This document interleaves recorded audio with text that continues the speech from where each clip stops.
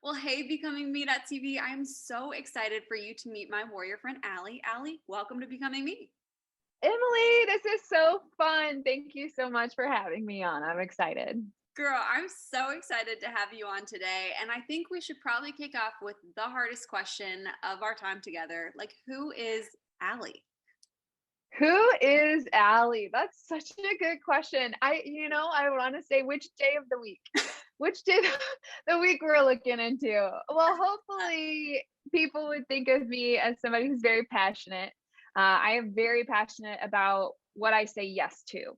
I really hold that in high regard of when I say yes to something to give it everything that I have. Otherwise, just don't say yes to it at all.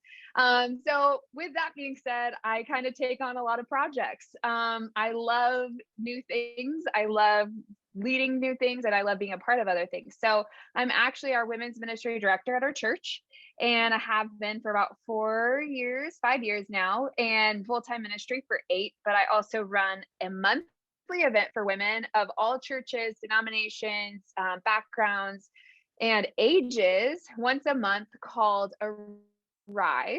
And that is been going on for 3 years now.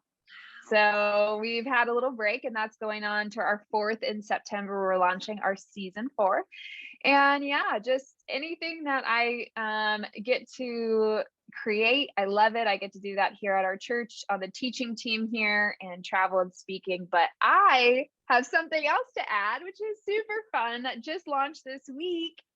My radio show here in Arizona. So it's kind of surreal because it's weird. I would love to share the story with you sometime, but it's like I didn't ask for it, but God knew that it was a desire of my heart before I realized that, of course. And it's just beautiful how just to watch God really stay true to the fact that he says above and beyond all you could ask or imagine. And he does those things for us. So yeah, that's what I do. But I'm just saying I'm passionate about everything that I really say yes to. And I love helping people discover the unique image piece, as I call it, of who God has created them to be in the world he's placed them in.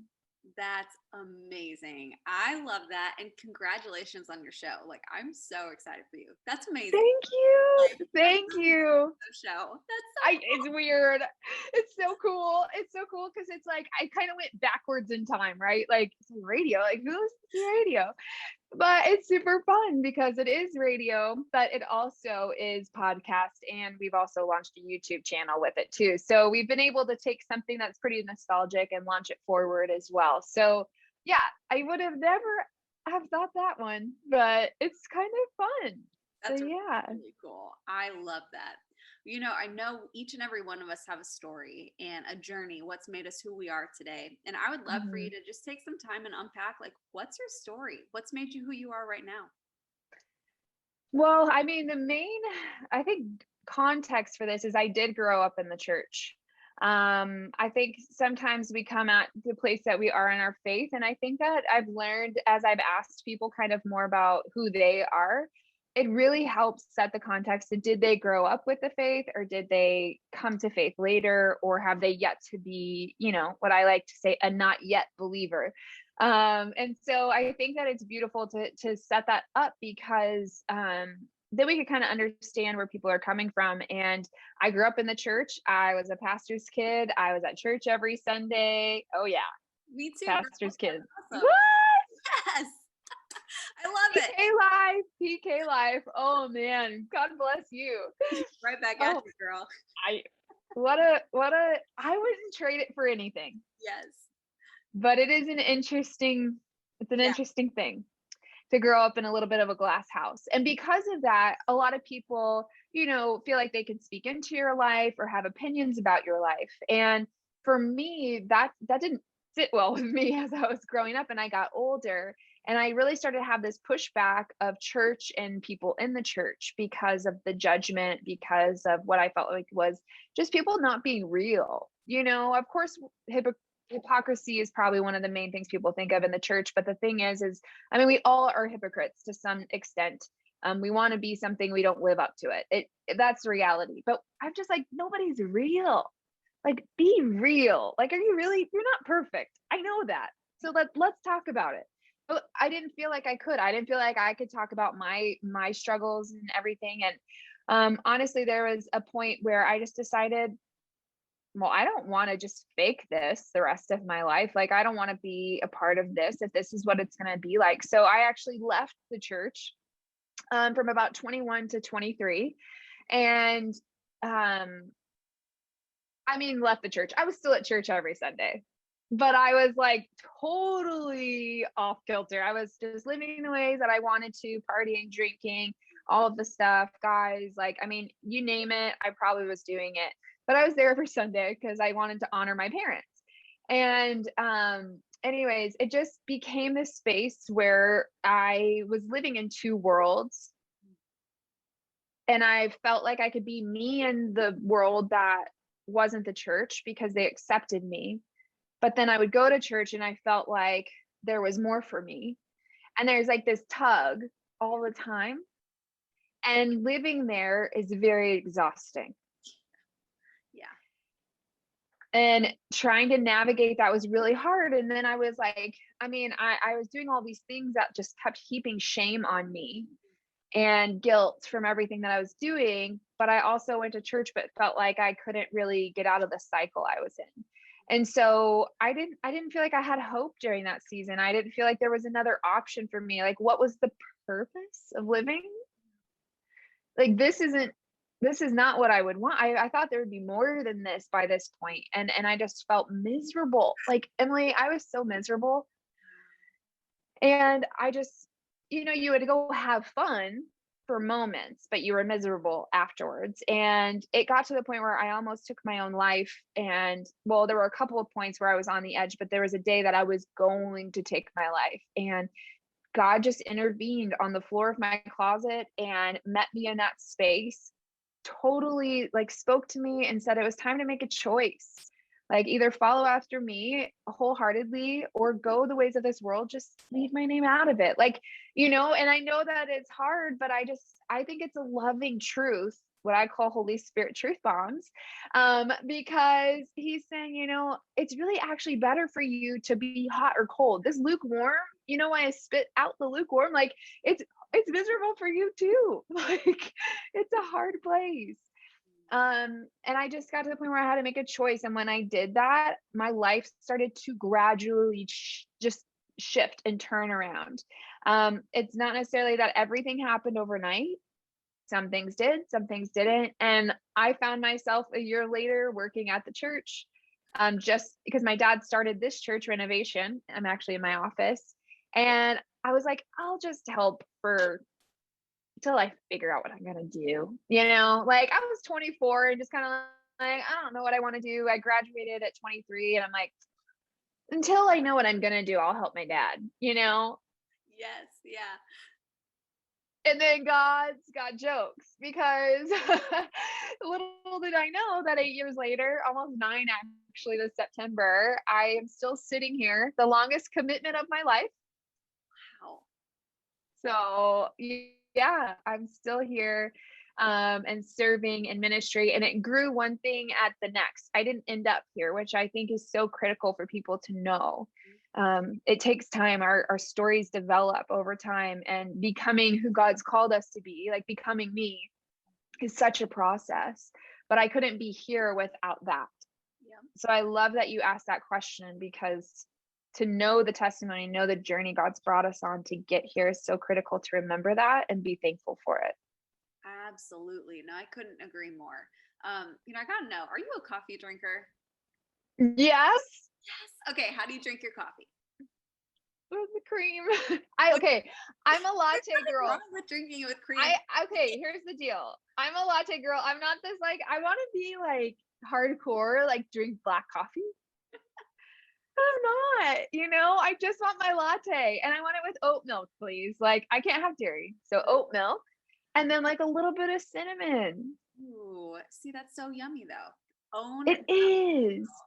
I know. I feel like black coffee is like just for caffeine, but lattes are for enjoyment and caffeine. Yes, exactly. What about you? I want to know. Do you? So I start hardcore, straight black in the morning. Like, that's my jam, but I love it. Like it tastes good to me. So I don't know. But then in the afternoon, I feel like a latte is like a hug in a cup in a way. So, and I really enjoy oat milk. So yeah, I'm definitely with you. And the cinnamon vibe, I'm feeling that for sure. Yeah. But I also saw in your bio you like donuts. So what's your favorite kind of donut? Maple glazed donuts. Okay. Hands down. There's also a thing called bacon maple glazed that people are questionable about. But if you even like bacon at all, go try it. Oh my gosh. Bacon maple donuts. Yes. I feel like we have literally become soul sisters. That's so story, like no joke. So let's just say you're sitting down, you're having your oat milk latte, you've got your favorite donut, you're talking with someone else on their own becoming journey, and you're trying to encourage them. Like, what would you say to encourage someone else to become who God made them to be? There's probably a couple of things, but I love helping people discover how God created them uniquely. Because I really feel if people can grasp that, they're more confident to walk forward in the calling. So I just feel like He's created us in a specific way. He's called us to that specific thing or things, and then He's commissioned us to go out. So I would first want to hear, like, I love personality tests. I love spiritual gifts tests, strength finders, love languages. What else is there? Learning styles. Yes. Girl. Some people like it, some people don't. What are you? A 1. What are you? A 4. Yes. I love it. This is awesome. I love it because we're still in we're in the same zone there. Ones and 4s. So yeah, I do go into that because I feel like, I mean, I know that there's some takes on that, but I feel like any tool that we can use that can help us love people better and to help us live out our commission better, why not use them? So it's not like if we don't have them, we can't do it. But I do believe if we have them and we use them, it can make it easier to love others. So it says in Mark 12, where it says, love the Lord your God with all your heart, all your soul, all your mind, and all your strength, and then love your neighbor as yourself. So we do concentrate a lot on loving God with everything we have, as we should, just as much as loving your neighbor as we should, but it's as yourself. Yeah. So if we can understand how God's designed us uniquely and really love who He's made us to be, not be in love with ourselves, like, but love who He has made us to be, then we can love our neighbors better, because then we'll start to see the unique ways that He's created them to be. And then we can come alongside them, no matter if we have the same background, same upbringing, or whatever it might be, but we can come alongside and be bringers of reconciliation. Yeah. And I think that's key. So I personally would sit there and start working through personalities, what God's gifted them with spiritually, and those types of things first. Yeah, that's good. And then go from there. So I love that. And you mentioned too, like the importance and the value in loving yourself so you can really love others better. And you mentioned, personality tests, getting to know you. What are a couple other practical ways if somebody was new to this journey of truly loving and discovering their own unique God-given image of themselves? Like, how would they go about doing that? What are a couple other tangible tips and tricks from Ali? Okay, I was about to keep going, and I was like, I think I'll just wait to hear what you have to say. One thing that I love to ask people is, what are some things that when you're doing them, you get this like unusual burst of energy? Yeah. Like you're like, I love doing that. Like, I love hanging out with kids, or I love there's certain things, like I love creating spreadsheets. Okay, I'm saying I don't I don't love that. Let me just make sure. But some people are like, I love spreadsheets and I love organizing. And I'm like, whoa, okay, well, I do not. And I don't have a God-given gift of being around children. Like I like kids and I can hang out with them, but like teaching a class is not where I should be because it's like one, I get scared. And two, it's like I don't get any energy from it. So those are types of like activities. What are you involved in, or what do you like when you're learning something? What are those things that you're like, wow, I loved doing that? Yeah. Because what I tell people, even when I felt called to start speaking, it was a long time ago before I really understood that I was going to do this for a living. I tell people it felt like a thin layer between me and heaven. Like it felt like I was like, whoa, like I was made to do this, but I didn't understand it fully yet. And I didn't understand my personality types or anything yet. But I was like, okay, I'm going to mark this because I really enjoy this. And not everybody enjoys those things. So I would say like kind of tune into one of those. Like, for example, I went to South Africa 10 years ago. I was doing internship down there for 6 weeks in Johannesburg, or outside of Johannesburg. And every day we did like, we packed lunches in the morning, and then we went and served with the kids mid-morning to lunch. And then I would work with the women in the afternoon, do bead work and sewing purses. And then in the evening, we'd go to the HIV/AIDS clinic. I felt horrible, but I realized later, like I would set up all the stuff for the lunches. That didn't take much work, but like being with the kids or like sewing purses, I was like, I can do this and it's fine. And I can have a good time. But when I went to the HIV/AIDS clinic, I looked forward to that every single day, every day.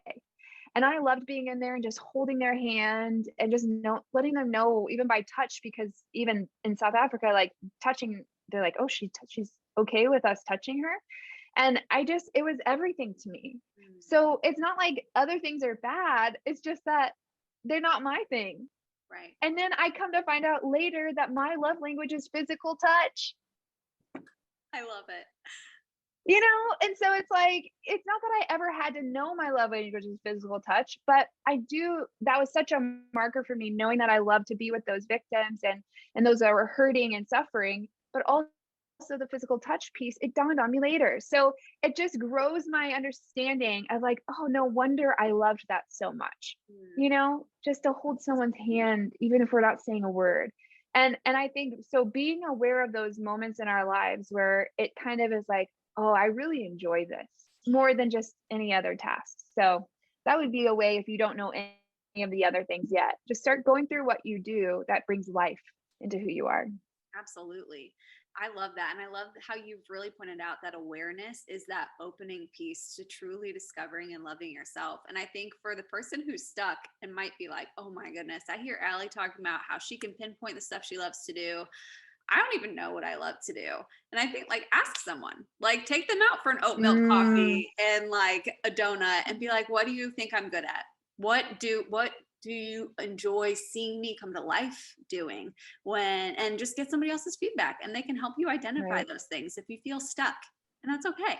That's a great point, because a lot of times people can see you like, you know, even like saying the documents or the spreadsheet, some people might not understand that there's an actual gift of administration. There's actually the gift of organization. There's also the Enneagram of the number one. Like, you know, like there's certain people who love to do that. And, but you might not think that task that you're really good at is something that you're like, oh, what do I like doing? You wouldn't have thought making documents, that it's like actually part of what you may be called to help do, like to do and to serve in. And so other people can point that out for you. I love that. That's a need for community though, because you need someone else to also call out and encourage you in the places that God's gifted you in, just as much as we need to be encouraging other people in those spaces too. And sometimes somebody might not even know that they're gifted in it until someone else speaks life over it in them. So it's a great point. I love it. Like, Ali, if somebody was watching this interview and they're like, man, I have to connect with Ali, I want to listen to her radio show, I want to virtually have like an oat milk latte with her over Instagram stories, how can they connect with you online? Yeah, well, I would love that. Right? Oat milk latte or Insta stories? Come on, come on. I'm over on Instagram first and foremost. Like really, that's my jam. So I'm over there at Ali Ali dot Gentry Gentry. And then I'm over on Facebook at the same thing. But if you want to look up what I'm up to, my website is aligentry.com too. So it has all of my speaking stuff and also links to the radio show as well if people want to stay up with that. Also, our YouTube page. So you could just look up, it's called The Vibrant Life with Ali Gentry. So, yeah, just a super fun season. And I'm grateful to get to be here with you, Emily. You're such a gift and just light into our world and also to the church. So just thank you. It's an Well, honor. right back at you. It truly was my honor to be able to talk with you today. And we'll have all of those links in the show notes for you guys to easily connect with Ali. Ali, thank you so much for sharing your story. I appreciate you. Thanks, Emily.